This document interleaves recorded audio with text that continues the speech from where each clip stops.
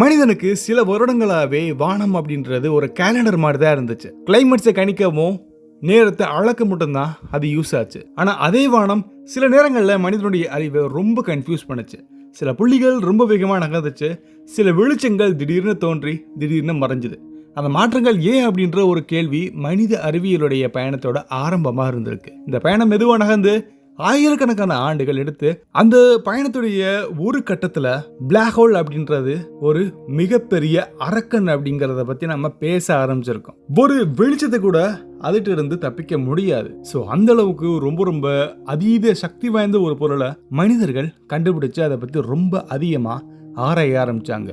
அதுல ஒரு முக்கியமான ஒரு பிளாக் ஹோல் ONES 2344 + 514 அப்படின்ற ஒரு மிகப்பெரிய பிளாக் ஹோல். இந்த பிளாக் ஹோல் நம்மகிட்ட இருந்து ரொம்ப தூரமா இருந்தாலும் பல விஷயங்கள்ல நம்மளுடைய மைண்டோட இது கனெக்ட் ஆயிருக்கு. ஏன்னா இதை பத்தி நம்ம ஒவ்வொரு டேட்டாவும் எடுக்க மனிதனுக்கு இந்த இயற்கையை புரிஞ்சிக்கக்கூடிய அந்த தகவல் ரொம்ப கம்மியா இருக்குன்றத நமக்கு சொல்லி காட்டுது. ஸோ இப்போ நம்ம இந்த பிளாக் ஹோல் பத்தி பல முக்கியமான விஷயங்களை கண்டிப்பா டிஸ்கஸ் பண்ண போறோம். இதை நம்ம எக்ஸ்போஸ் பண்ணுவோம். Expose everything.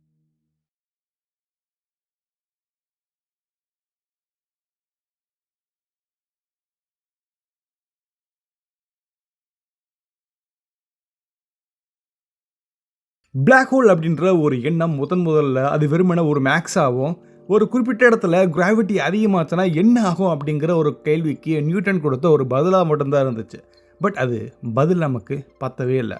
அதனால ஆல்பர்ட் ஐன்ஸ்டைன் ஸ்பேஸ் டைம் அப்படின்ற ஒரு கருத்தை அறிமுகப்படுத்தினார். இடமும் காலமும் தனியாக இல்லை, அது ஒன்றுக்கு பிணைக்கப்பட்ட ஒன்றுன்றதா அவருக்கு நம்பினார். இந்த பிணைக்கப்பட்டதுனால ரொம்ப அதிகமாக இருக்கக்கூடிய, அதாவது மேஸ் அதிகமாக இருக்கக்கூடிய ஒரு பொருள் இருந்துச்சுன்னா இடம் காலம் வளைஞ்சிடும். இந்த வளைவு ஒரு எல்லையை தாண்டுச்சுன்னா அங்கிருந்து வெளியே வர எந்த விதமான சாத்தியக்கூறுமே இல்லை. இதுதான் நம்ம ஈவென்ட் ஹொரைசன் சொல்றோம். இது பிளாக் ஹோலுடைய அடையாளம். மனிதன் இதை நேரடியாக இப்போ வரைக்கும் பார்க்கவே இல்லை, ஆனால் அதோடைய விளைவுகளை நம்மளால கால்குலேட் பண்ண முடியும். அதே மாதிரி தான் ONES 2344 + 514 அப்படின்ற ஒரு கேலக்சியுடைய மையத்தில் இருக்கக்கூடிய சூப்பர் மேசிவ் பிளாக் ஹோல். அதை பார்க்க முடியலைனாலும் அதை சுற்றி இருக்கக்கூடிய பல செயல்பாடுகள் மூலியமா அதை நம்ம அடையாளம் பார்க்க முடியுது. இந்த பிளாக் ஹோலுடைய நிறை, இதோடைய மேஸ் சூரியனோட பல கோடிக்கணக்கான மடங்கு அதிகமாக இருக்கு. இது ஒரே நாளில் உருவானதில்லை. ஆரம்ப பிரபஞ்சத்தில் இருந்த சின்ன ஒரு கருந்துளை, அதை சுற்றி இருக்கக்கூடிய கேஸ்,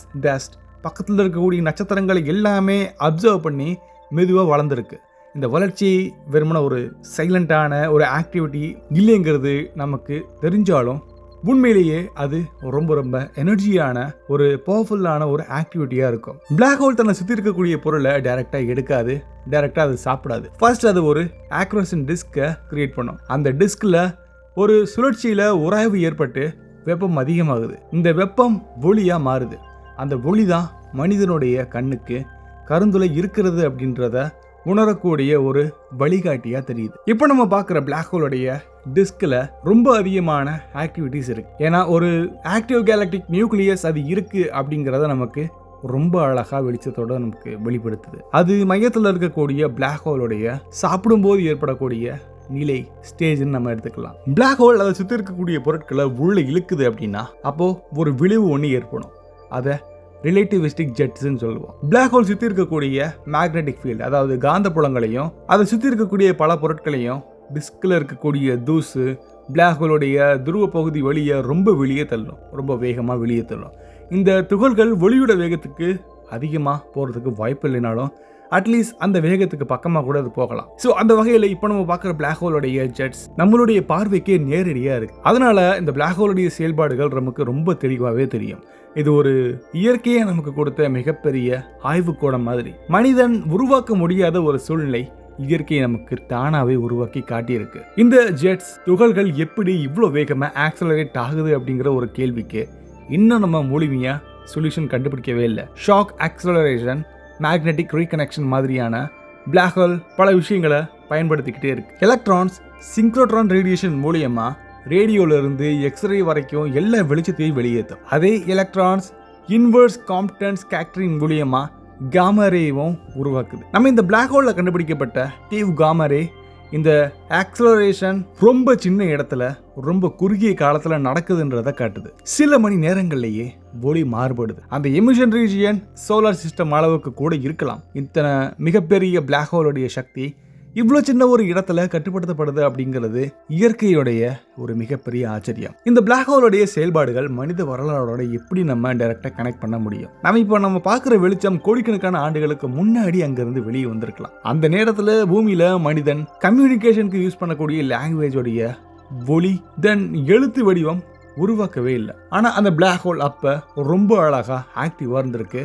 அதோடைய ஜெட்ஸை ரொம்ப அதிகமாக வெளியேற்றிக்கிட்டே இருந்திருக்கு. இப்போ நம்ம பார்க்குற அந்த வெளிச்சத்தை நம்ம கணித மூலியமா ஒரு மேத்தமேட்டிக்ஸ் மாடல் மூலயமா அங்கே என்ன மாதிரியான ஃபிசிக்ஸ் நடக்குதுன்றதை நம்ம புரிஞ்சுக்கிறோம். இது மனிதனுக்கு மட்டுமே இருக்கக்கூடிய தனித்துவமான அறிவுன்னு சொல்லலாம். காலத்தையும் தூரத்தையும் தாண்டி நம்ம பல டேட்டாஸை எடுத்துக்கிட்டே இருக்கும். அந்த திறன் நமக்கு இருக்கு. 1ES2344+514 அப்படின்ற பிளாக் ஹோல் இதை நமக்கு கண்டிப்பா ரிமைன் பண்ணும். இந்த ஆய்வுகள் வெறுமனே ரொம்ப தூரத்தில் இருக்கக்கூடிய பொருட்களை நம்ம அண்டர்ஸ்டாண்ட் பண்றது மட்டும் இல்லாம அதோடைய பேசிக் பிசிக்ஸ் லாஸை நம்ம முன்னாடி நம்ம மேக்ஸ் மூலியமா கணிக்கப்பட்டதை கன்ஃபார்ம் பண்ணக்கூடிய ஒரு டெஸ்ட் ட்ரையலாகவும் இருக்கு. ரொம்ப அதிகமான ஈர்ப்பு, ரொம்ப அதிகமான ஆற்றல், ரொம்ப கடுமையான காந்தப்புலங்கள், எல்லா சூழ்நிலையுமே இயற்கை எப்படி நடக்குதுன்றத நம்ம தெரிஞ்சுக்கிறதுக்கும் பிளாக் ஹோல் தான் நமக்கு கிடைச்ச ஒரு சிறந்த வழின்னு நம்ம எடுத்துக்கலாம். இந்த பிளாக் ஹோல் ஒரு பொதுவான ஜெனரல் ரிலேட்டிவிட்டி அதை சோதிக்கக்கூடிய ஒரு எடுத்துக்காட்டா இருக்கு. இந்த நேரத்தில்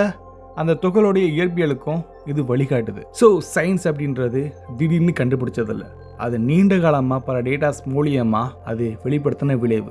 ஒவ்வொரு டெலஸ்கோப்ஸும், ஒவ்வொரு டிடெக்டர்ஸும், ஒவ்வொரு மேக்ஸ் ஈக்குவேஷனும் எல்லாமே சேர்ந்து ஒரு உண்மையை உருவாக்கும். இந்த உண்மை இன்னும் முழுசா கம்ப்ளீட் ஆகலை. ஆனால் ஒவ்வொரு ஆய்வும் அதை கம்ப்ளீட் பண்ணுறதுக்கு ரொம்பவே ட்ரை பண்ணுது. இந்த பிளாக் ஹோல் பற்றி நம்ம இந்த மாதிரியான பல டேட்டாஸை நம்ம எடுத்துக்கிட்டே இருப்போம். ஃபியூச்சரில் கண்டிப்பாக இந்த பிளாக் ஹோல் பற்றி நம்ம ரொம்ப டீப்பாக தெரிஞ்சுப்போம். ஸோ இந்த பிரபஞ்சத்தில் மனிதனோட சின்ன பகுதி மட்டும்தான். ஆனால் புரிஞ்சுக்கிற தன்மை அவனுக்கு மட்டும்தான் இருக்கு. அந்த திறன் நம்ம வானத்தை பார்த்து பயந்த அந்த உயிர்ல இருந்து வானத்தை இப்போ நம்ம மெஷர் பண்ணி அதை அண்டர்ஸ்டாண்ட் பண்ற உயிரா மாத்திருக்கு. ஸோ இந்த பிளாக் ஹோல் அந்த மாற்றத்துக்கான ஒரு சாட்சின்னு சொல்லலாம். ரொம்ப சைலண்டான சயின்ஸ், ரொம்ப மெய் மயக்கிற இந்த பிரபஞ்சம். தொடர்ந்து நீங்க இந்த வானத்தை பார்த்துக்கிட்டே இருங்க.